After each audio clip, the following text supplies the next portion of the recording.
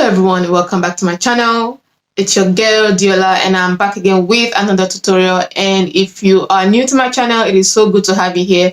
And if you are a returning friend, also thank you for coming back. And today I'm going to be showing you another tutorial. This one should be a very simple one. Well, I'm hoping it's going to be a very simple one because this is the first time I'm going to be working with a jersey fabric. And it's quite stretchy. I like the color of this fabric, as you can see, it's very nice olive green color, so I like it a lot.